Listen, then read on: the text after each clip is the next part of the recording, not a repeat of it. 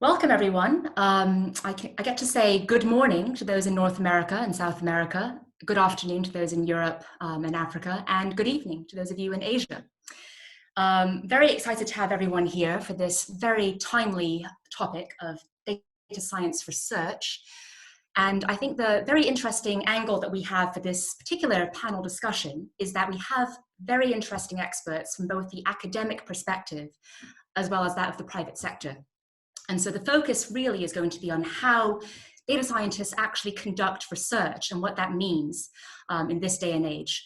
It is literally one of the hottest jobs of the 21st century. It will continue to be very, very popular.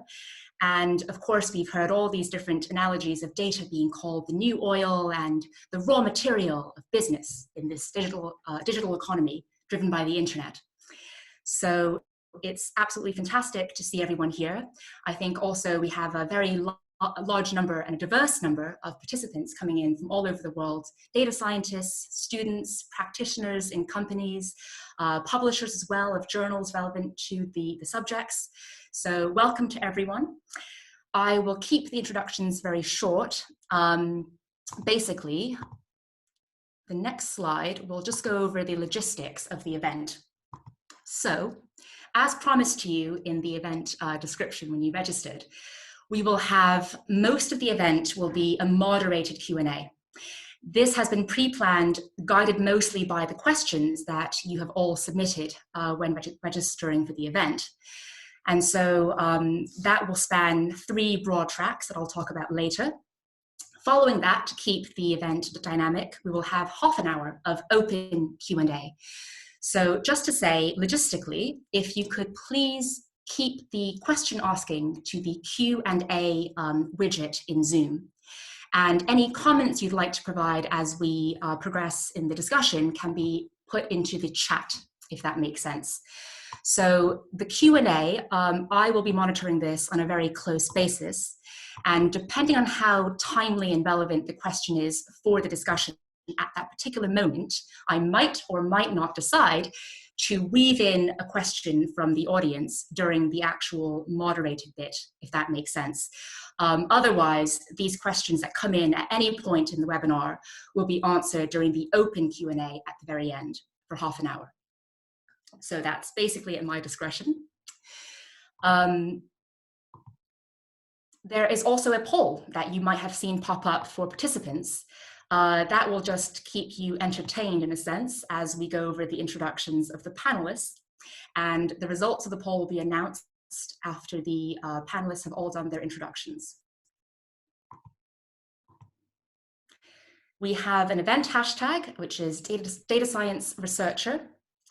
And of course, our Twitter handle being Researcher App, if you tag us, I'm sure we will be retweeting and sharing your tweets if they contain the hashtag as well as our handle. Finally, just to say that if you've missed any bit of this webinar or have to leave early or are coming in late, we will have a recording published on YouTube. So if you registered, not to worry, that will be emailed to you shortly after this is over. I have to make a comment about fire exits and toilets. Unfortunately, under the current situation, I cannot give you precise guidance personalized to where you are. So I hope that all of you have a sense of these 2 very critical things in your current environment. Okay, let's get started. So before going into the actual questions, I think it's very important to know who is on the panel. I will start very briefly by introducing myself, kind of set the stage, and I will then pass it on to Alex Dorman from Facebook.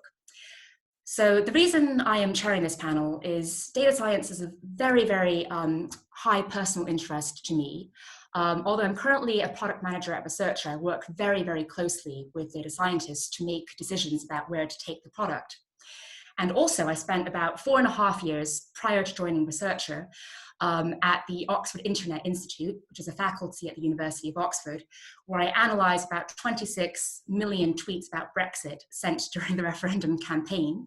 I couldn't possibly read them by hand, unfortunately. So with my background in linguistics and English language, I had to begrudgingly take on some NLP, data science-y techniques to be able to analyse the rhetoric used in these tweets. I also, along the way, did lots of projects that were data science relevant at places like the Rockefeller Foundation, the Turing Institute, and the Oxford Law Faculty, and also went to Germany for a couple of months, excuse me, to do some research on visualization techniques at the Fraunhofer Institute in Darmstadt. So that's me. I will pass it on to our first panelist, Alex Darman from Facebook. Hi, everyone, and thank you for having us today. I'm really excited about this webinar, to be honest. Just a little words about me and my background. I'm a graduate student from Oxford, and where I studied math and computer science. After that, I kind of joined the startup world where I wanted to apply what I learned. And I immediately kind of landed into the data science world, where obviously it's a good fusion between math and computer science with a bit of business understanding as well. I was part of the founding team actually and researcher, because I've always been kind of passionate about reading about research and how to apply that into the industry world. And it's where I also kind of build a lot of different data science products. So again, combining research and academia. So that's really, really passionate about applying research there. And I joined Facebook research world last year, and I'm a research scientist. And on the side, I've always been carrying on my personal research with the University of Oxford and publishing paper. So yeah, a bit in between. I believe that research needs to be done in both academia and industry. Fantastic. Thank you, Alex. Let's move on to our next panelist, Dr. Bertie Vidgen, who is a research fellow at the Turing Institute in London. Yeah, hi. Well, thank you for having me as well. So my name is Bertie. I'm a research fellow for online harms at the Turing Institute, where I'm the theme lead. Well, I act as the theme lead on online hate speech research, as well as doing some work on misinformation and extremism. Before that, I did a PhD at the University of Oxford, where I used a mix of machine learning, statistical modeling, and social science. I think it's probably just worth giving a quick comment on the Turing, because the Turing's quite a unique place, or at least the part of it that I sit in is. So we're the National Centre for Data Science and AI. We were set up a few years ago to try and generate the skills and expertise and insight that we need to be at the forefront of those technologies. And I sit in the public policy programme, where we try to act as a bridge between all of that amazing but often very technical and detailed research that takes place and the policymakers who actually need to create regulation, create policies, and understand the technology. Excellent. Thanks very much, Bertie.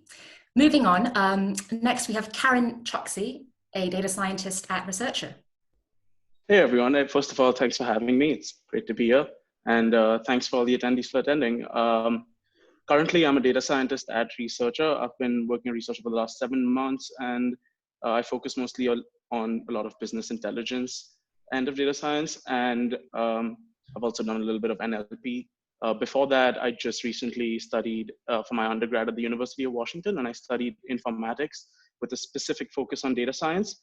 But I also really enjoyed design and UI UX, and that's like a very important part of data science for me, is also communicating and making sure that everyone can kind of understand and just make sense of all the data well. I am specifically interested in sports data. I have done a lot of projects on cricket and basketball and analyzing trends, and even stuff like betting for basketball once it got legalized in the United States, which was fun. And yeah, I look forward to using a lot of that at Researcher. Thank you. Great, thanks, Karen. We'll hear a lot more about data science relevant degrees in the final tranche of our questioning, so stay tuned for that.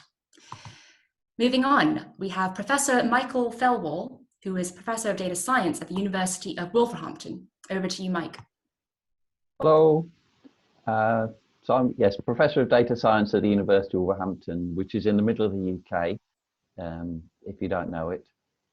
So my PhD is in pure maths, but I've since then changed to have a focus on social science research problems.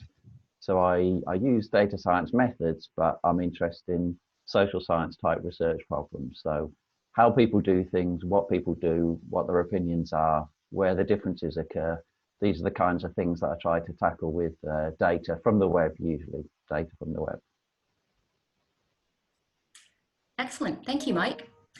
And finally, to round off our panel, we have the brilliant Dr. Ruth Garcia, a data scientist at Spotify. Yes, hello. Thank you as well for having me, for inviting me. So the summary of what I do at the moment, I'm a data scientist at Spotify, focusing on the Kids app. So if you don't know yet, Spotify has released since the end of the year, of last year, an app specialized for kids with specialized content for kids. So I've been working on that, like trying to answer questions like what is a successful playlist for kids, how kids consume music, how to empower them to consume music and discover their taste in music, etc. Previous to that, I was a data scientist at Skyscanner, which is this service that allows people to find flights, hotels, and cars. A bit of with a problem at the moment, but yeah, I was focusing on advertising for more or less 2 years. And previous to that, I also was a researcher as a postdoc in the Oxford Internet Institute in a computational social science field, where I also had some publications on memory, worked a lot with Wikipedia at that time. And previous to that, I did my PhD in Barcelona at the Yahoo Labs. And yeah, on also computational social science. I did a lot of Twitter analysis and like focusing on cultural differences. And yeah, thank you. Thanks again for having me. Great, thank you so much, everyone. I'm super excited to get started with the questions, given how incredible your experiences and backgrounds are. I will say one of the common themes does seem to be the application of computational techniques to social and behavioral science questions, which is very interesting and extremely challenging to quantify human behavior. So we'll have a very interesting conversation, I'm sure. But just before that, I think it'd be very interesting to learn a bit more about our audience. So the poll results, let's see, where is the audience from? We have a distinct European and Asian Pacific region bias, followed by North America, then very close tie between Central and South America and Africa, followed by the Middle East. But wow, that is basically every inhabited continent apart from Antarctica. Excellent. We have, in terms of academia or private sector balance, a very high bias towards academia at the moment, which I think makes sense. Although certainly a very healthy representation in the private sector and of course the ambiguous category of people on the fence. And the other two questions here are more like trivia questions that relate to why this topic is so timely. So the percentage of all data that we create that's actually analyzed by people like Ruth and Mike and Bertie and Karen and Alex is not 20% or 10% or 1%. The audience got this correct. It is less than half of 1%. That is correct, everyone. Less than half of 1% of all data created by human beings is actually analyzed. And I think this will get lower and lower and lower, as opposed to higher and higher, despite computational progress. Fun fact is that the number of data points made from humans is about the same as the number of stars in the universe. And finally, jobs. This has been called the hottest job of the 21st century by various different sources. And of course, the US Bureau of Labor Statistics has estimated that in about 6 years' time, there will be 11.5 million. I'm sorry, the crowdsourced answer was not correct, but good attempt. 11.5 million data science jobs. So with that as our introduction to the event, I think we can safely segue into the moderator Q&A. There will be a handful of broad themes during this webinar, and so they are divided into 3 overarching sections. So the themes include how research in data science is conducted in a private company versus in academia, and of course the collaborations that must emerge between the two. Lots of sub-themes also around how data scientists actually stay up to date with research and publish research, which is quite important to keep the ecosystem of research progressing. And also, as I mentioned earlier, degrees in data science and how best to prepare for this role, which is quite unique and differs depending on the context in which it's practiced. So the overarching sections that we'll go through with these themes are making the context quite clear, defining the key terms. That's number 1, so we're all on the same page. And then the meat of this will be the actual how research is done in data science in both academia and industry. And then we'll end, of course, with the future of the subject. And that relates as well to how to train to be a data scientist. So without further ado, let's plunge into the first section, setting the context.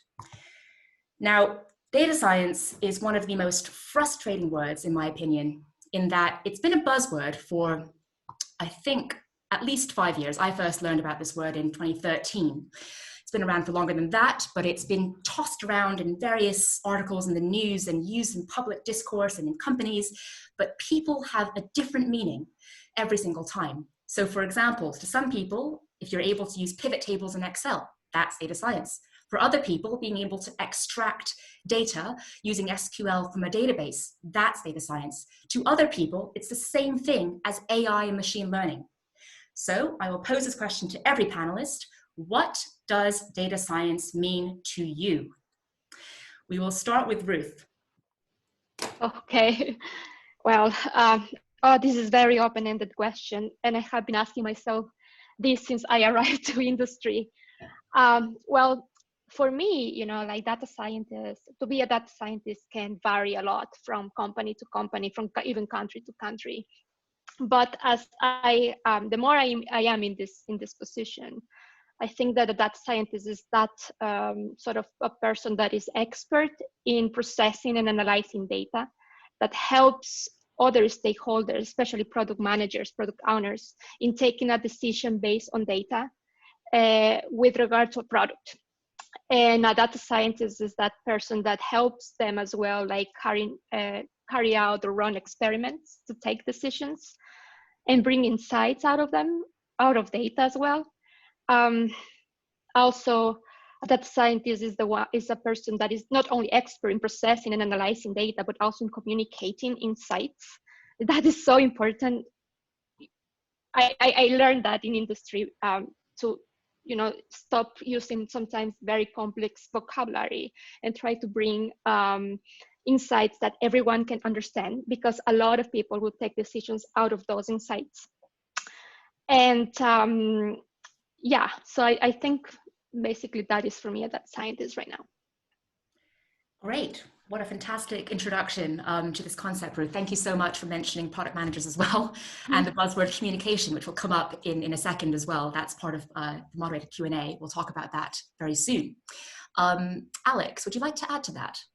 Yeah, sure. I think it's very relevant, but overall, I would take a much broader approach and say that data science is a science of data. And if you look at it from an old perspective, we only had small data, and that was pretty much using statistics.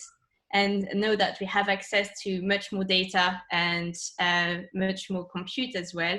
We can talk more about big data, and that's why it's coming trendy. It's becoming more trendy and also useful for different fields. It's because we are more likely to apply advanced techniques and have it in different fields as well. So I think that's mainly why it became trendy. It's the ability to use this data. Mm, very interesting. Now let's hear from the academic perspective. I'd love to see what Mike has to say about this.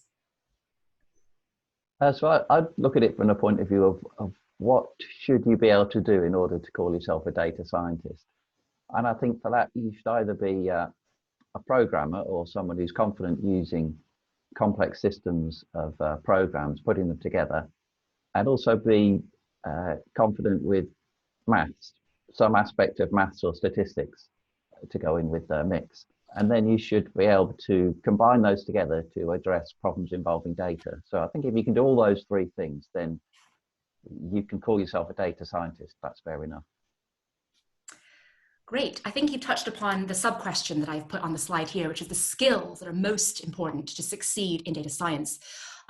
As we know, it is an interdisciplinary field. So as you say, Mike, it's not just the maths and the CS, but as earlier panelists mentioned, communication is also quite critical, but all apply to a particular sort of business question or academic research question. So I'd love to ask Bertie to comment a bit more on that sub-question, the skills. So what skills do you think are most important, Bertie? Yeah, I mean, tough question, because I think part of being a data scientist is actually having quite a broad array of skills. So you tend to be more of a generalist maybe than like a pure statistician or a pure machine learning person. I mean, most people do also have some kind of specialism as well. So you might be good at a little bit of network science, a little bit of machine learning, a little bit of NLP, but there's something which you've really honed in on. I mean, I think we talk a lot about the technical skills, and that is really important, but we've also got to remember what Ruth said earlier, which is about the communication and about the ability to tell a story, to add a narrative to something, and to help with the interpretation. And I do think that's where data scientists differ from statisticians or engineers or machine learning experts, all the people who have the skills which are quite similar, but the way they're deployed and used is quite different. That's quite interesting. I think it also sort of explains why there isn't representation on this panel, at the very least, of people with experience in social science as well, which obviously is all around communication and perhaps what people like to call the softer skills. Karen, I'd love to hear from you to wrap this question up. Skills, what does data science mean to you particularly? Yeah, to me, I think I have a very broad understanding of data science. I think the essence of data science is using certain tools and certain techniques to convert data into usable information, right? And that's something that humans and living organisms have been doing for, I don't know, from however long that we can think, right? And we've been doing that. We've been recognizing patterns and making information from data. I think these days, data science, as Mike said, is more about the most advanced and the most current tools and techniques that we have for doing exactly that, for converting data into usable information. And I think having those skill sets, having the knowledge of the latest tools, the latest processes, is what makes you a data scientist in like these days. But I completely agree with the aspect of communication. To me, again, that's the most important aspect of data science, definitely. Knowing your audience, being able to empathize with whoever's looking at your data, who the stakeholders are. I think that's definitely the most important aspect of it. Yeah. Great, thank you so much, Karen. Again, we'll return to the point of communication soon, and also to the point of what skills you need in the last section of this moderated Q&A, which is all about how to train up to be a data scientist. I think given that intro, it's safe to segue into a potentially controversial question, which is premised around the paradox that you can't really do data science without appropriate, representative, clean data, whatever the heck that means. And in fact, a lot of data science is cleaning as opposed to actually applying any kind of machine learning algorithm to this data. So the kind of contentious aspect around this is that a lot of data is being accumulated now in the private sector, notably internet companies, let's say, and academics, of course, need access to this data. The reason I chose Twitter for my PhD was, frankly, it had a very open API. That was pretty much it. And I know Mike has made lots of tools for academics in particular, premised upon Twitter's API. So the broader question really here is, where does data lie and where should it lie? And I appreciate this is not really a good question because there is no clear answer to this. So apologize for how challenging this is. But just to give a quick anecdote as well, that recently, because of COVID-19, we've seen a lot of private public sector partnerships. And one example is Fitbit, private company. They track, user behavior with their wearable devices, and they're partnering with the Scripps Institute and Stanford University's Faculty of Medicine to be able to figure out how to track the spread of the virus. So certainly there is room to shuffle data around. So I'd love to first hear from Bertie, because he's at the Turing, and Turing is very much involved with answering this kind of question about place of data. Yeah, I mean, data is obviously crucial to everything we do, but I mean, the idea of there ever being clean data is kind of one of those myths that you quickly realize is just, yeah, it's never going to happen. I mean, I think one of the big shifts that we've seen recently is this move towards combining different data sets. And how do you do that? How do you use different data sets which were created at different times to hopefully do something which is more generalizable? Because I had the exact same challenge that we all use Reddit and we all use Twitter and we all use a couple of other sources, but we don't really go to some of those hardest to find places because it is harder to find and it takes longer and you might not find anything. The problem is, we spent 6 months recently scraping a very small website, which is a big player in the misogyny community, or so we thought. Once we really got into it, we realized that actually it wasn't that important and it wasn't that interesting. We spent a huge amount of time trying to scrape it and get the information. I mean, we learned a lot from it. I'm sure we'll still do something with the data, but you just always have to be aware of the amount of time that you put in. I mean, my view is that big data, which isn't a term that we use that much anymore, but big data is not better. It doesn't really matter how big your data set is if it hasn't been designed well and collected well.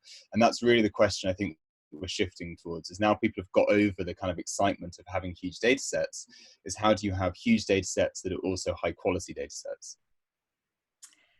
Great, thank you, Bertie. That is the £1 million question, I must say. There is no magic answer to that, but I love how you emphasized that big data as a buzzword needs to go away and it's losing importance because small data can obviously illuminate many fascinating phenomena if analyzed properly. Now, I'd love to carry on with Mike, actually. As I mentioned earlier, Mike has created quite a few tools that leverage public APIs from private companies. Mike, what are your thoughts on this? Yeah, I'm really heavily into APIs and also page scraping for websites that allow it. So I once gave a talk at Yahoo 10 years ago and I told them I've made my entire career based on your API. And they said, we're shutting it down next month. But for researchers, there are lots of APIs that you can access. So there are some APIs from Google, Microsoft. I think there's one from Reddit. Twitter is fantastic at the moment. YouTube API is really good. So there are lots of different places you can get data from and websites that allow you to scrape them so that you can convert the website into a big data set. And on the other hand, one of the most common questions I get is, can I use your tool to analyze Facebook data? And the answer is no. Facebook is one that doesn't share. Most of the websites don't share through an API for perfectly valid reasons. So it's but one of the questions is what kind of data can I access, I guess? What kind of data is available? And it's not always the data that you think would be the perfect data for your problem. So in practice, you have to make do. So where should the data lie? So I'm happy if there's an API that lets me access it. And if there isn't an API, then in many cases, there's a good reason protecting people's privacy. So so I'm not too concerned at the moment. The thing that does worry me, though, is the data getting into the wrong hands. So for political purposes, for example, which is happening a lot at the moment, and then that becomes a big worry. So we're getting to the stage where you can almost translate money into political votes for your candidate or your issue, almost on an algorithm basis, which is quite worrying. That's an excellent point, Mike. Yes, I would definitely say that it's quite easy to say that private sector companies are all very selfish with their data and how dare they, keep it to themselves. But I completely agree that the privacy of the user is key here, and oftentimes the private sector wants to defend that. And so I think it'd be lovely to hear from Karen, actually, as a member of the private sector himself, to round up this question. What do you think about this, Karen? Honestly, I don't have a lot of experience I don't have a lot of experience in the research background in general. But what I do think is that currently a lot of data is in the private sector, it does lie in the private sector. But I have noticed that as the 21st century is progressing, we're seeing more data literacy amongst individuals. And we're the ones who are creating the data, we're the ones who are generating the data on these private websites and companies. I think, I don't know, I could be wrong, but I think that we will soon see a shift in data ownership where some certain aspects of data are going to be owned by individuals and not private companies. And you mentioned earlier that data is the new oil, and we've heard that data is the new currency, data is money, stuff like that. If data is money, then maybe the people who are generating it should be able to spend it. And I think that there's going to be a shift towards individuals being more data literate and, I don't know, owning their own data. And that would be, I think, ideally where data should lie. Fascinating.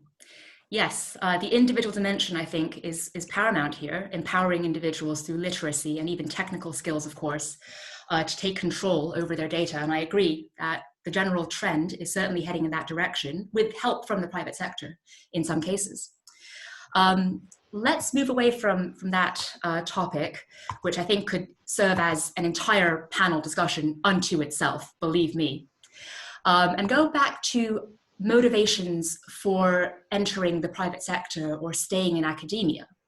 I'd love to first hear from Ruth, because Ruth has this fascinating background, as you've heard, where she began in academia, but transitioned to industry after doing a postdoc. So Ruth, why have you chosen the private sector? Okay, so first, I mean, the reason that I am now in the private sector doesn't mean that I don't appreciate or miss academia. I miss academia. I met one of the best friends and colleagues in academia that until now I have, they continue my friends.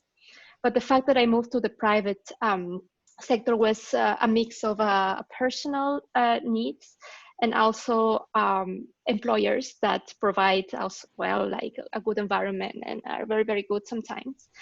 But for me, you know, like I have an engineering background. My BS was in computer science. So I went straight to research, you know, like from my master's to PhD and then a postdoc. And I really didn't have the experience of building a feature or building a service or a product.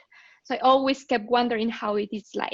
I always wanted to learn about all the process that you need in order to bring a product to life, to be used by many millions of users or thousands of users.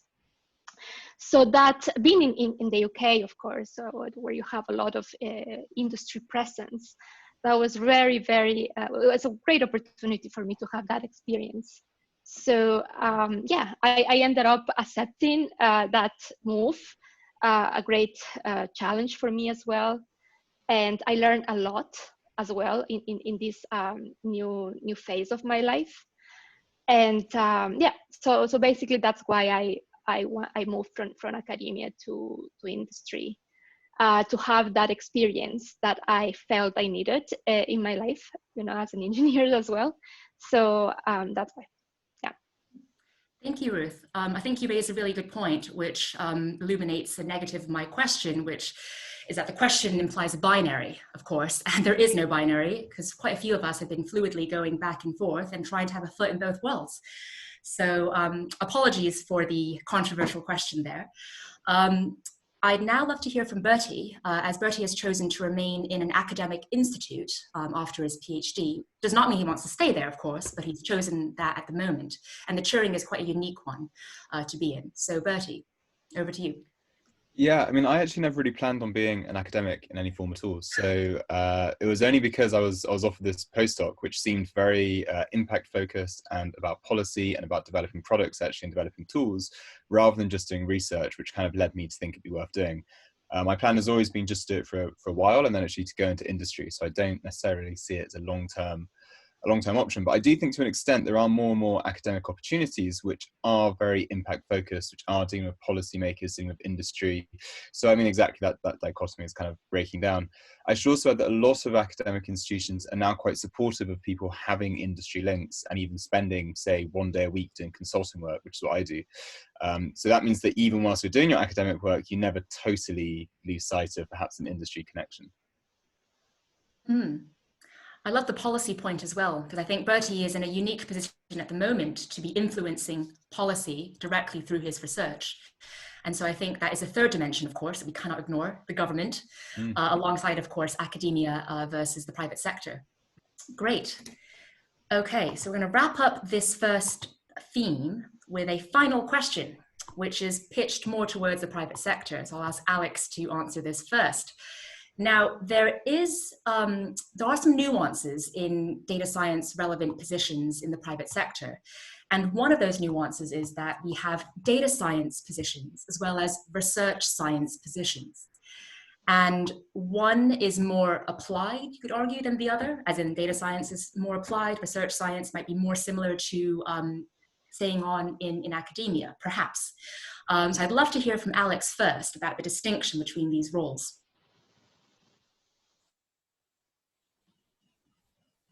Yeah, I think it's true to say that research science is less applied than data science and closer to potentially what a position in academia would be. I think at Facebook, we're lucky that there are many more projects than people. So for any job, one can pretty much pick up any area that they'd like. So even though someone is called a data scientist, they would be able to work on research projects and vice versa. If we go back to like the generalities and what data scientists would do, they would indeed be closer to product and influence the business and strategy. On the middle grounds, you would have research scientists that would be also close to product, but with long-term goals and potentially implementing new methodology.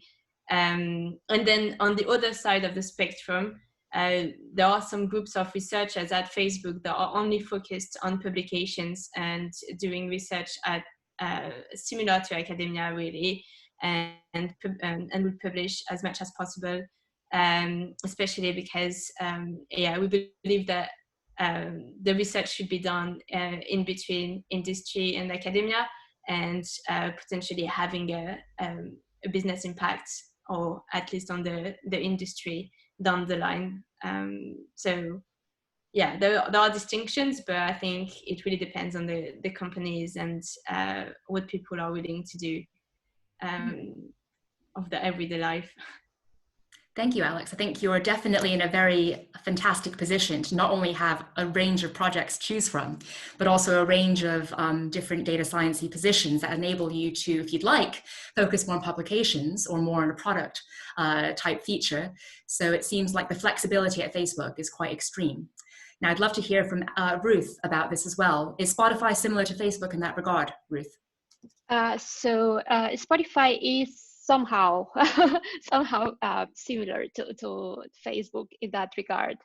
So just a comment, right, that not all companies have the availability of having both in the same place, like research scientists also working for industry and data scientists doing more applied jobs. I would say this is probably a luxury of having both. In some of the companies that have some size, like Facebook, Google, and luckily for me too, Spotify, and some other companies. So having said that, the way that I see the differences between both of them, at least in Spotify, is exactly like how Alex said. I would say that the motivations and the focus for research scientists is like more long-term. They focus on very interesting topics that sometimes there's no solution. Like it's just they are pushing that, that extra, like either in machine learning algorithms, in experimentation, at least in Spotify, pushing that extra bit to try new things. Sometimes patents come out of it. Sometimes new algorithms come out of it. and also publications. So at least in Spotify, there is this team that is called tech research that focus on that, like pushing the limits a little bit of the company, focusing always, for us, at least in Spotify, focusing on products of the company and publishing a lot, and also contributing to academia by providing data sets and competitions and all of that. Whereas data science, the focus is not publications anymore. So for instance, for me, unfortunately, I have not published ever since I arrived to private sector, but it's more applied. So you want more immediate solutions, you want more immediate insights, and you move to the next, challenge. So yeah, that's generally that's the difference for me.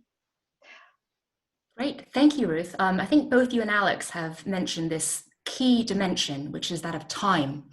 And I guess the general way to wrap this up is that to do proper research, you need to have a long-term horizon, whereas data science in its more applied format is going to be as short-term, even in some cases, as 5 minutes or 5 seconds, depending on the request or the business need, right?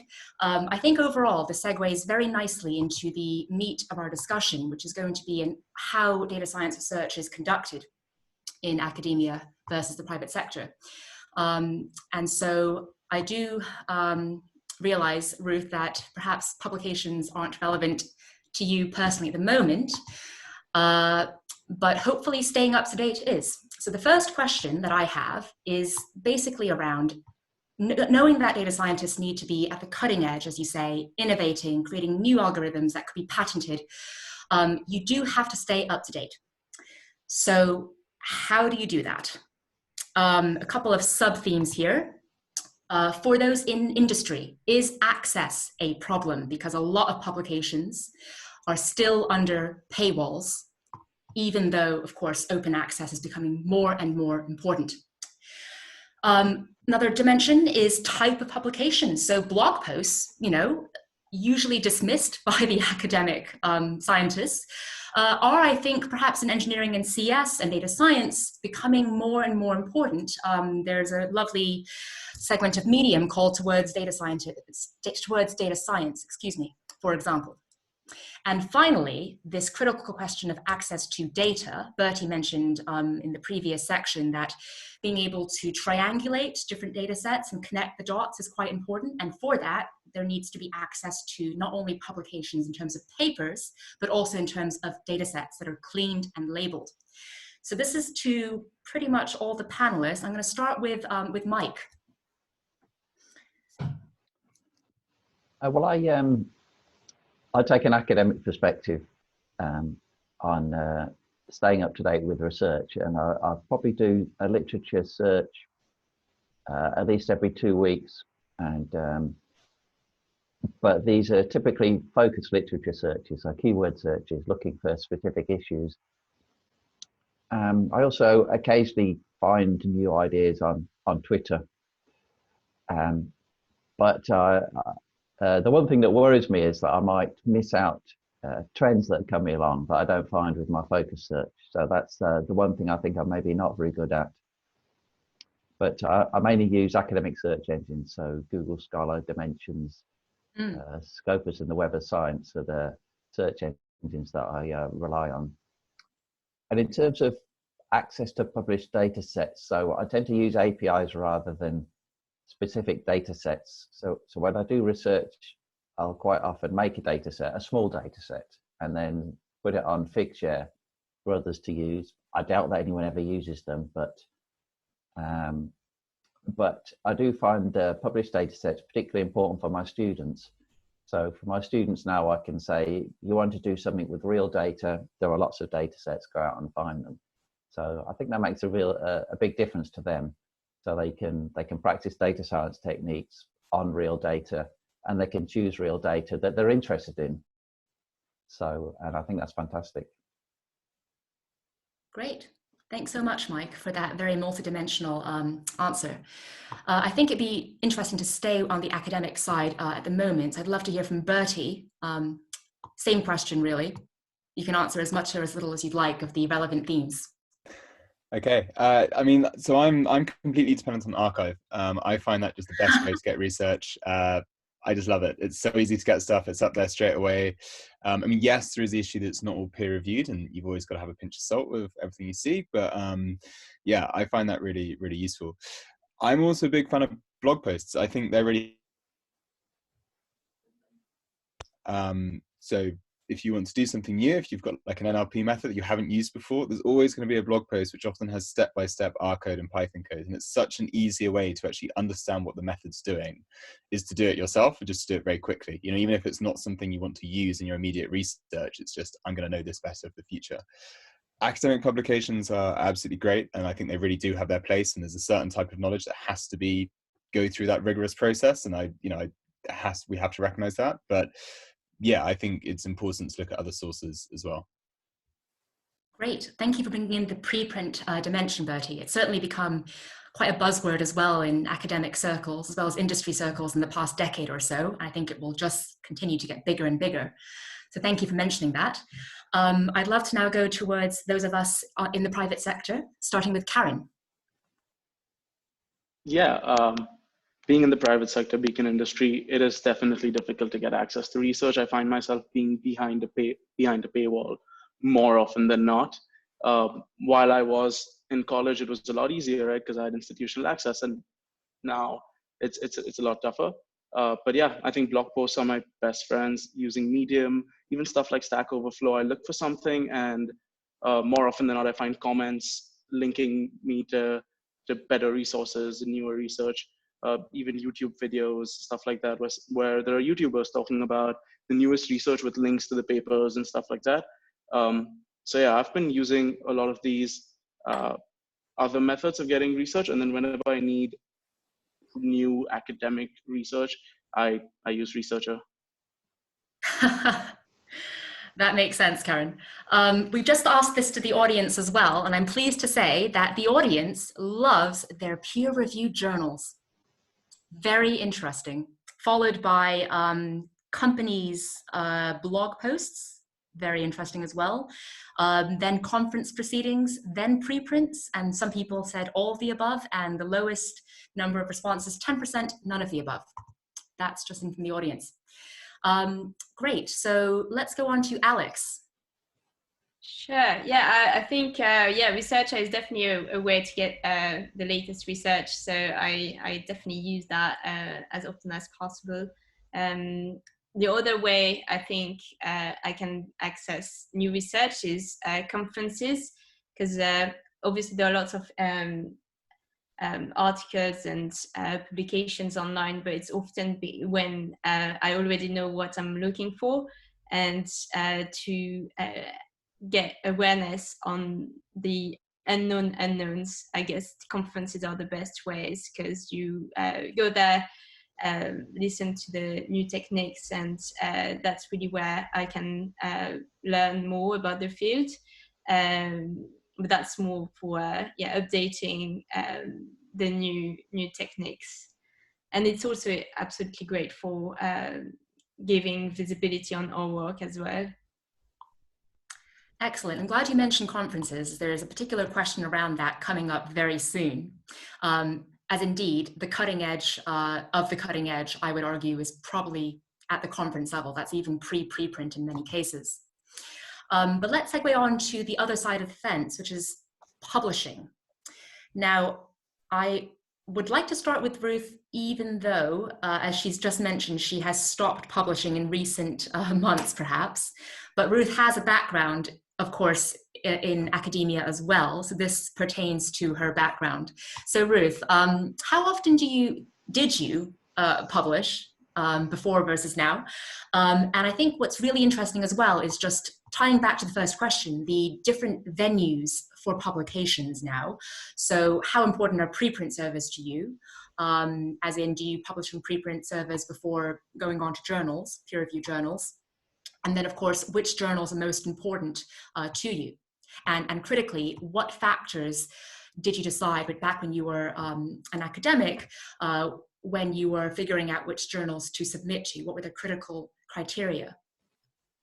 All right. So from from that, like I had that different experience between my PhD and my postdoc. When I was in my PhD, which I did in Yahoo with a bunch of other scientists as well, they focus a lot in conference proceedings. So for example, publishing to KDD, this conference to to all these like high impact conferences was something like really important to focus on that. Having a publication in KDD was like, wow, something amazing, like it was something amazing. However, when I moved to Oxford, to the Oxford Internet Institute, the focus was more on a journal base, right? So that was new for me. So there was the open access journal. So Science Advances, try to publish to Science was the dream that we want. That we always try, we always sometimes get rejected most often, but yeah, like Science Advances, all of these peer review journals. I remember the way that I do now is if I were to publish again, I would still prefer to publish to conferences, to conference proceedings instead of journals, because I like the motivation more. I also like to go to conference itself and expose to people in the conference. That makes it fun. So yeah, and that's the way also people who are in tech research in Spotify do. Generally, they will publish mostly to this type of conferences, that the peer review ones that, and of course, they always choose the ones that have a high impact. Generally, you can see the H5 impact through like Google Scholar, and generally you aim for the best ones. So yeah, that's from me. Fascinating, Ruth. I think you've covered all the bases there in terms of different venues. I think both you and Alex have also already answered the question about conferences, so we will probably have maybe Alex add a quick comment there in a few seconds, but move on from that question very quickly. I do just want to quickly stay on this question though, and go to Mike for a second, because Mike has been on the editorial boards of a number of different journals in data science. So I'd love to hear from Mike's perspective as a journal editor. How do you attract high quality submissions to your journals? Mike? As someone who publishes in journals, I think the two important things for me personally that I try to deliver as an editor are quick refereeing and high quality refereeing and a short time span to publication. A lot of journals have an incredibly long delay between submitting and getting the referee comments back, which is really frustrating, especially in data science. And it's also frustrating if you get poor quality comments from someone who isn't part of your field or doesn't take the time to understand what you're trying to do. So as an editor, this is something you can control. But for the people trying to publish in journals, as Ruth has mentioned, for conferences, especially if you're an early career researcher, you'll want to publish in a high impact journal or a journal with a good reputation. And the editor can't control that directly, but can control that indirectly by making sure they give a good service to the authors who submit papers. And in that way, they can attract good quality research and start to build the reputation of the journal. And it's the same for conferences, really, I think. That's very interesting. I think we could have an entire separate panel on how to maintain the current peer review system, because it seems a bit unsustainable, if I'm perfectly honest, but that would be a whole different tangent. So let's not get down that wormhole for the time being. Thank you so much, Mike, for that. We will very quickly bypass the conference question, but I will ask Alex to quickly add a couple of comments on that if she'd like to, as she did raise it in the previous question. So how often do you go to conferences, Alex? And what was the last one you attended? Yeah, it's a good question. I think we're incentivized to go at least once a year to a conference. And the last one I've been to was Rev2 in New York. It was in May 2019, so almost a year ago. But yeah, hopefully can get to another one once COVID then the whole pandemic is over. Excellent.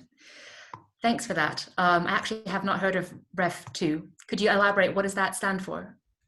I'm not sure. So it's Data Science Conference. It was the second edition, and it's focused on all the new challenges, be it on the technical side or business side. And yeah, they have a new instance coming up very soon as well, which I'm excited about. I'm not sure I go, but I would definitely look at the content, because it's always very interesting. And again, to get the unknown unknowns, that's where you need to go.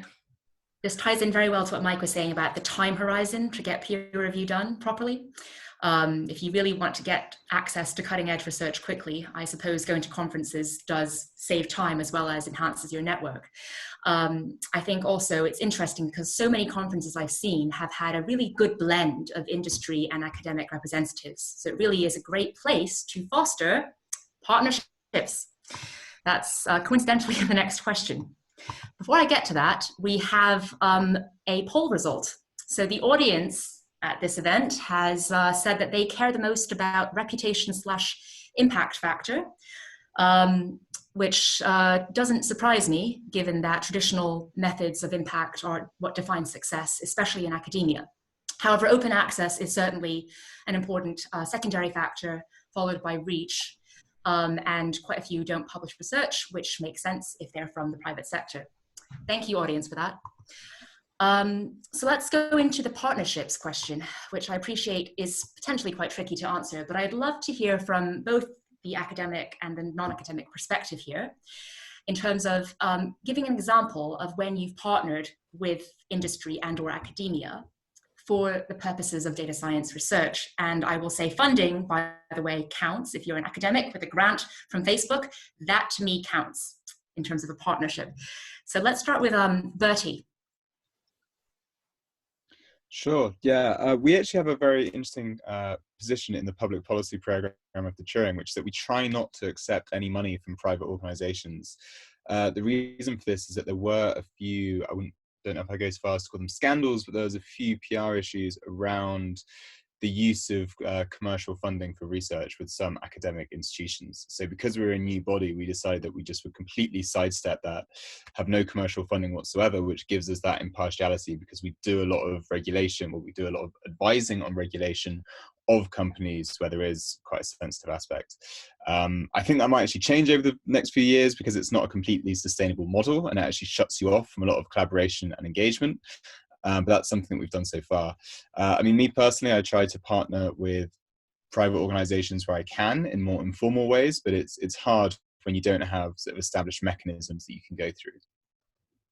Could you elaborate a bit more on what you mean by more informal ways, Bertie? I also find it amazing that at the Turing you are able to refuse money from the private sector. That's highly commendable. Very frustrating. I found this out because I actually got given some money by a private company and then had to turn it down. Anyway, okay. Yes. So this is also only. I'm sorry. Yes, going back to the informal angle. Sorry. Yeah. So this is also only the public policy program. Other people can do things. So the way that we do it is we tend to do workshops with companies, and there may be opportunities to share data, and there may be opportunities to be involved in co-writing reports, which we've done. But those opportunities are hard because insofar as there's not funding, then we have the risk that we're a publicly funded body who are now giving services to private companies. So funding is a really, really key part of this picture, because it just helps to make sure we all know where we stand and that we're not misusing potentially public money for commercial ends. Gosh, conflict of interest, I think, is going to be a dominant sub-theme here. Thanks, Bertie. Very interesting insights there. I'd like to now pass it over to Ruth to hear from the private sector about this partnership question. So in Spotify, as far as I am aware of, the way we contribute or partner is by releasing data sets and data for academia to be analyzed, to be studied so far. And we also have a strong participation in academic conferences. have like there's in New York, and here in London there's always ambassador, or like people who motivate people in Spotify to publish and attend these conferences and contribute with other people in the private sector. I am not aware of any funding at the moment, but that doesn't really mean that there will be in the future. Okay, excellent. I'm just keeping an eye on time here, and I do want to preserve as much as possible time for the open Q&A, and we've got some fantastic questions submitted to the Q&A widget. May I remind everyone, please use the Q&A widget, do not use the chat to submit your questions. But there are a couple more things I'd like to go through in the moderated bit before we segue into that. And we will still end by 5:30 p.m. BST, I promise everyone. Number one is this skill of communication, which I think has been raised by pretty much every panelist at some point in this panel. And as we all know, data science isn't just about number crunching and doing the machine learning bit of things. It's also about visually making a narrative and stitching together the dots and helping people in product management and business make key decisions in the case of the private sector. So I'd love to hear from Karen, actually, an example where it could be from work or from something you've observed, excuse me, in terms of practice elsewhere, where communication has either failed or succeeded in terms of helping key stakeholders understand something better, if that makes sense. Karen. Yeah, absolutely. So I think the key thing to touch upon is that communication is very important when it comes to data science. We've all said that. And the way we communicate any insights that we get from data is through visualizations. And those are usually graphs and other kind of visualizations. When I've noticed in the comments that a lot of people are just trying to get into data science, and they're going to learn theory about data visualizations. When they do that, they're going to learn how to make visualizations. And one of the theoretical things is something called, for example, the data to ink ratio, is how much of the ink that you use in a visualization is geared towards data and how much is just aesthetics. And theoretically, you should use a lot of ink for the data and not for aesthetics. But people forget that their audience might not be someone who's, you know, just looking at that visualization because they search for it. They might have come across it, and if you show them a boring visualization that might be theoretically correct, they're not going to remember it. They're going to forget about it. But if you make something aesthetically pleasing, something with a lot of colors and a lot of ink, it's theoretically not correct, but people are going to remember it. So you need to always remember what your audience is and what your purpose is. And that leads me to this one data infographic that I came across. That's about the fallen soldiers of World War II.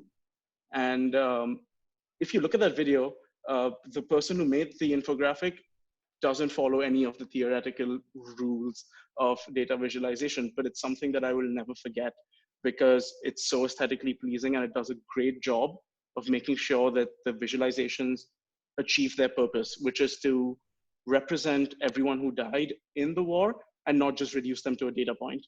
And I think that's like probably the biggest example that I've come across of a successful visualization communication process. Thank you, Karen. It'd be fantastic if you could share a link to that in the group chat. If you can find that, that'd be fantastic. I think it's hard to visually, to summarize in words, the power of a picture. I think your answer also highlighted a really interesting point for myself, which is that data scientists can obviously abuse this power in a sense by making really gorgeous looking visualizations that actually misrepresent data. But let's not go down that rabbit hole just now, just to say that you can use it for good or for bad. And data literacy could be the solution. Again, keeping an eye on time, I'm going to whiz through the next 2 questions or so, and we will get to the audience open Q&A ASAP, I swear. Quickly, for the others in the private sector, I think that there's a really interesting point here around being very, very accurate and thorough and complex with your machine learning models and algorithms, and actually putting them into production that will influence the feature of your product in some way. And so there's this data engineer role who kind of is the middleman between getting these complex algorithms into production. So the question to you, Alex, is how do you write production-ready code? It's a good question. I think it's not just about production-ready code because, well, at Facebook, again, I think we're lucky that the infrastructure is really advanced. So we not only have research in data science or machine learning, but also in terms of computer science and resources in this respect. But it's more like, I would like to kind of focus more on the trade-off between accuracy and complexity, because any data scientist or research scientists, I would believe, want to develop a very fancy algorithm and make it complex, and that's where the kind of interest is coming from. However, there is a trade-off between make it complex and useful, and that's where, I guess, from the startup world, it's much tighter, and it's more difficult to defend time for research. Whereas in bigger company and in academia, by definition, the time for research is definitely more protected, and I think I've been in both position, and research is then more effective in these sectors. Gosh, that's such a fantastic answer. I wish we had more time to go into this trade-off between accuracy and complexity, because I think we could talk for at least another half an hour on just that topic alone. But again, in the interest of time, I'm going to have to move on. So the final section, really, before we go into the Q&A, is just around the future of data science. And we'll probably just choose one question from this to allow for the spontaneous responses to the open questions. I'll put all of the questions up to be displayed, actually. And so let's focus on the first two. So I think what we'll do is we'll wrap up with two people answering these two questions, which are the following. Firstly, what area in data science excites you the most? And a subset to that would be, which area do you think would benefit the most from a partnership, collaboration between the private, public sectors? And another question is really around this whole principle of our very traditional academic system potentially not being up to speed with what is needed in the private sector. I mean, our university is doing a good job in terms of equipping people for the work. Is obviously a whole other can of worms that will be at least one other webinar. So it's not so much going into that level of detail, but just in terms of the pedagogical perspective. Some people on the panel have had a lot of data science relevant skills from their degrees, which is great, love to hear about that. But also for those people out there who are struggling to figure out where to get started to become a data scientist, where do you begin? What resources do you begin? What blogs do you go to? Figshare, archive? Do you have to learn R? Is that still relevant? Do you need to have deep learning on your CV? Is that indispensable now? Lots of questions. I will first pitch the area of data science that you're most excited about question to Bertie. Sure. I mean, the thing I'm most excited about at the moment. Bertie, can you hear me okay now? Yeah. Great. Yeah, it's image detection. So a lot of the work that we do on what's called online harm, so hate speech, terrorism, extremism, misinformation, everything like that. Most of that research has been done in NLP for the last 5 or 10 years, and we've made some amazing advances, and that's been absolutely great. I think what's really exciting is all the work on images, and particularly complex forms of online harm. There's just been a fantastic data set come out actually from Facebook, looking at multimodal forms of hate in the context of memes. They've now got a big competition going on about that, which I think ends in a few months. Yeah, and I think that's a really exciting new area where all this work that's been going on for like 10, 20 years on the technical side is now finally going to be able to be applied to the social questions, and it's going to be way more open for researchers. So yeah, it's very cool. Multimodal forms of hate, online memes. My God. It'd be fantastic if you could share that link in the chat, Bertie. I'm sure Alex would approve of that as well. And thank you to Facebook for sponsoring that grant or providing access to that data set. Great. So I think let's wrap up with the final question here around universities and where to get started. I think Karen would be fantastically placed to answer that question, given his degree and the fact that he plunged right into data science from his degree. Yeah, so studying at the University of Washington, of course, my degree did to a large extent equip me with a lot of the hard skills, a lot of the coding techniques and the statistics and the math behind data science. But personally, for anyone looking to start or get their hands into data science, all of those things can be learned outside of university. I think where university equipped me the most was with the softer skills, with the skills of communication and the skills of, I think, diversity. That was probably the most important one for me.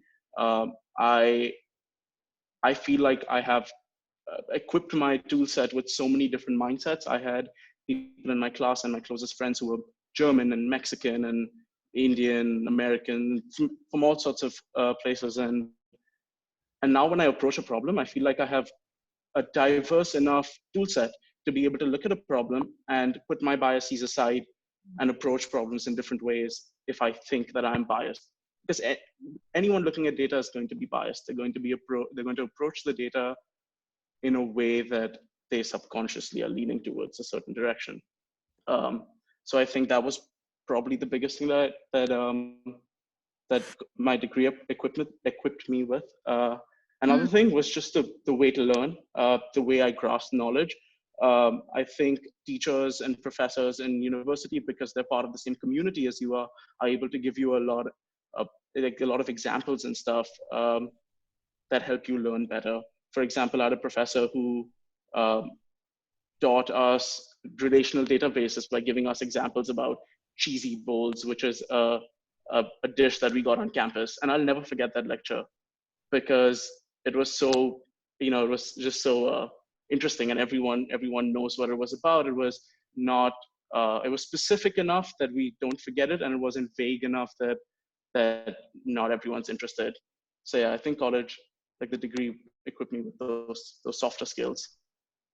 Gosh, that was almost like a boomerang to my question, in that you've answered it from the complete opposite approach, as opposed to listing out a list, I mean, I don't know, various places to learn Python and R, if it's still relevant, and neural networks and all that. You've ended up going over the more intangible skills, which are very important. Yeah. I will, oh, sorry, go on. No, as for the hard skills, I do have a list of resources. I'm very happy to share that with anyone who wants to know it. There are a lot of YouTube videos, a lot of books that I've read, and a lot of other resources where I can that I can share for sure. I just think those softer skills are very important in college. No, absolutely. I would say it'd be fantastic if every panelist could put something in the chat, a link to a particular resource, a list, YouTube channel, Medium post, whatever you think, in terms of people who want to get started, get their feet wet. Where should they begin? But with that, I happily conclude the moderated section, and we're now into the wild terrain. Oh, sorry, coffee break. Not really. I just have a quick comment here. Coffee, as everyone probably knows, is the fuel that drives the tech industry in the same way that data is the fuel of the economy. So I'm pretty sure that the panelists are coffee addicts and require it to produce good code. I'd just love to hear quickly from the panelists what kind of coffee machine they have at home or at work, what kind of coffee they like. Very quick answers, starting with Ruth. Okay, I don't know what's the name of that coffee, but I have the very traditional, coffee Italian. I forgot the name of the brand. I'm sorry for that, but just the traditional one that you put on the oven, and then it's no machine, just the normal filter coffee, and then that boils, and then you have coffee. I'm drinking more coffee now at home actually than at somehow at work. My partner keeps pouring coffee to me, and I'm just keep drinking. But just the normal one at home. And at work we have all sort of coffee all the time, different machines, different levels. Great. Alex, what kind of machine does Facebook have? I've always been dying to know. All kinds, all sorts, really. But I miss it a lot, actually. And now I'm at home, I'm just drinking instant coffee, which is really All right, in the interest of time, thank you very much, everyone. Let's go into the open Q&A. We've got lots of questions. My goodness. I'm just going to do it this way. I will pick some of the questions that are relevant to the themes and also been repeated by multiple people, and we'll have the panelists raise their hand, and I will basically call on those who raise their hand to answer these questions. So let's go into the Wild West. Okay, one question. How is data analyst different from data scientist? I will give the panelists a second to think about this and raise their hand. Ruth. Yeah, sometimes I ask myself that question as well. So the way that I see the difference between data analysts and data scientists is that data analysts, they focus more on visualization and just presenting percentages and statistics that are visually clear to the stakeholders.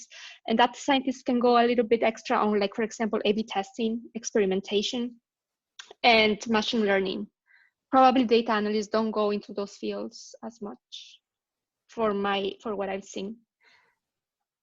Excellent. I will also say that if everyone who's on the webinar can go to the answered tab in the Q&A, here you can see the questions that were answered live, and here the panelists who did not answer live can at any point add written answers, and I encourage them to do so. In the interest of time, I can only ask one person to answer each question, but the rest of you can obviously type. So moving on, we have lots of questions around ethics, and of course there's this GDPR regulation that's become ever more salient. So the question is around, how do you ensure you're using data for good / in an ethical way? Anyone?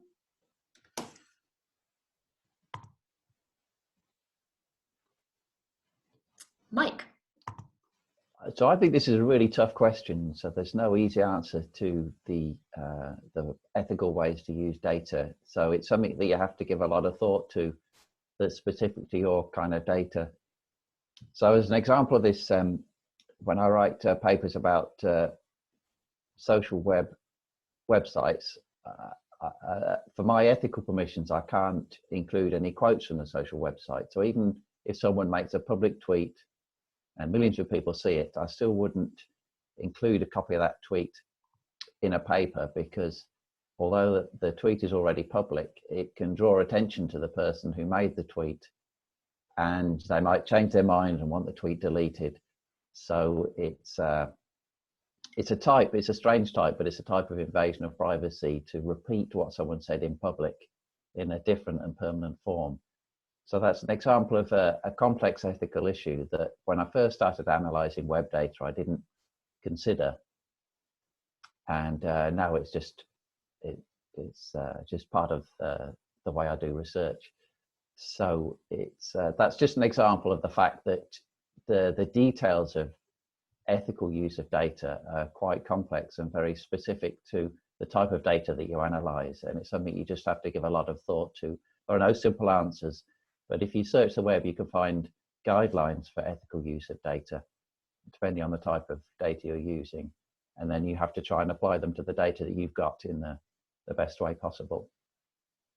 Thank you, Mike. Yeah, I share your frustrations. I think anonymity is only one dimension of ethics, and even that dimension is incredibly complex. I will also add this is a very hot topic in data science research, both in academia and industry at the moment. So there's lots of jobs in this ethics area. There was another question posed around privacy in particular, so I put both of those into the answered tab. And of course, I encourage every panelist to type answers to supplement what Mike just said. There's a question about the, the pandemic, how data scientists can do their best given the restrictions imposed by the lockdown. Broad question. Bertie? Yeah, well, this is maybe going slightly off topic, but just linking into the pandemic, which I think is important, which is that there's lots of things that academics can do, even if we're not directly working in the health sciences, try and do things to tackle the challenge of the pandemic. And so something that me and a lot of colleagues have done is try to use our time to do things which are in some sense helpful and which address this challenge. So one of those is that we've created a machine learning tool to detect East Asian prejudice on Twitter. We shared that yesterday on Archive, my favorite place, and we're hoping to submit that to a conference in a few weeks. And that's something which anyone can now use. We've made the training data set available, the code book, and it will let you detect East Asian prejudice. So I think, there are still things which, especially data scientists who have a very diverse range of skills, there's still things that you can do even whilst in lockdown to hopefully try and tackle these problems related to the pandemic. Thank you, Bertie. I think Alex has something to add to that. Yeah, no, I would agree 100% that as we mentioned before, data science can be applied to pretty much all the fields, and there is a huge need to actually collect the data and model the spread of the virus itself.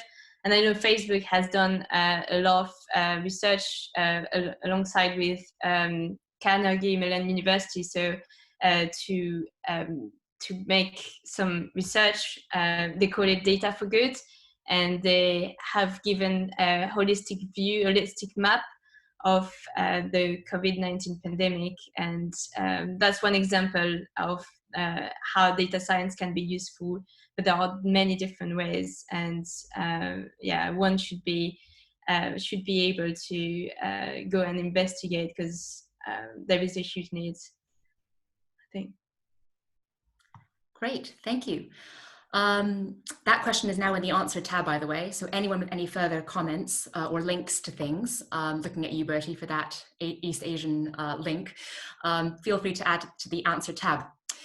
There's a question now around the tension, again, between academia and industry, which is that lots of development in machine learning is happening by researchers in private companies like Google, Facebook, Baidu, Microsoft, etc.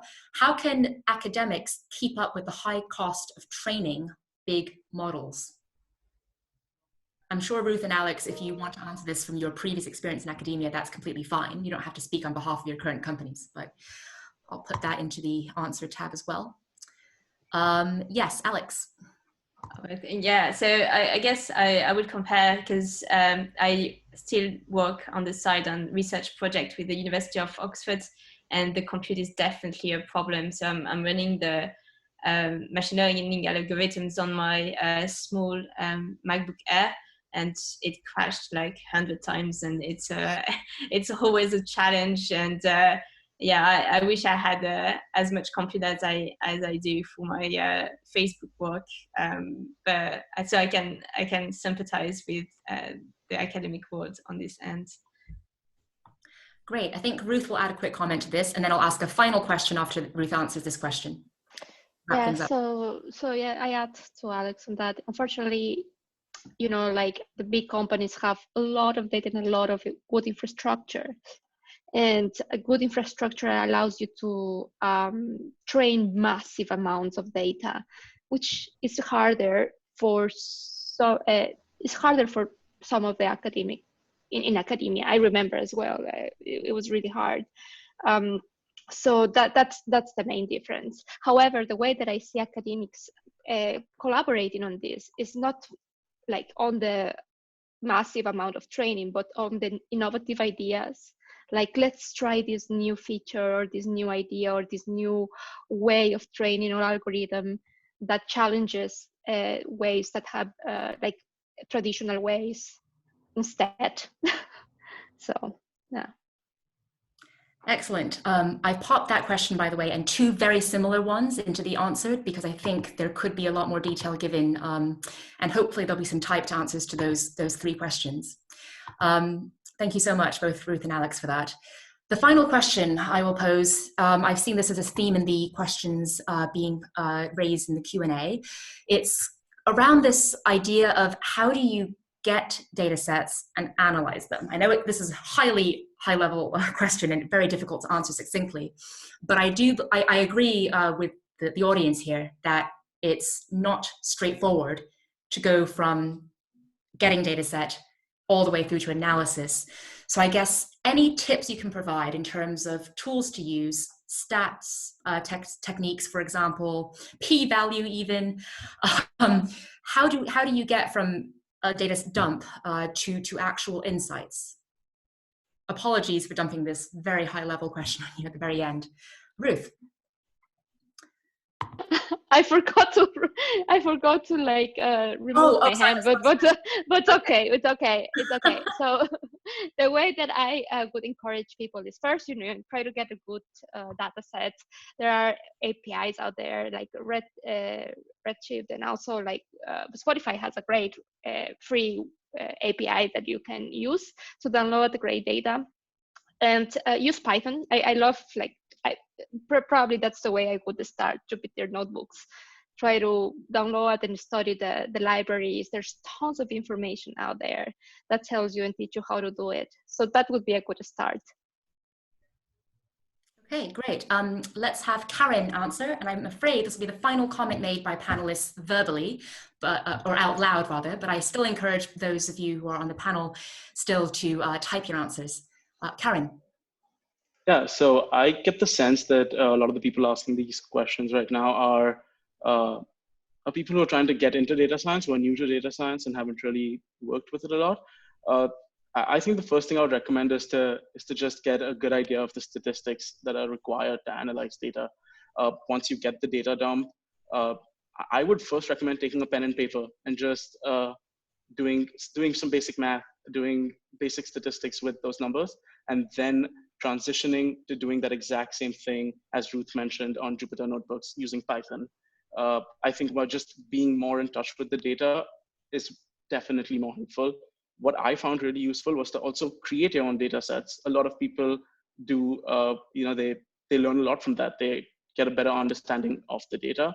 So stuff like what time do you sleep? What time do you wake up? Just jot that down on an Excel sheet, create your own data set, and just take a pen and paper and start analyzing it. Goodness. Yeah, I would add, sorry, that Kaggle has very good challenges if you're of data and just problems in general. They give a very concrete problems with a data set attached, and you can just play around with the data. I think that's a useful entry point.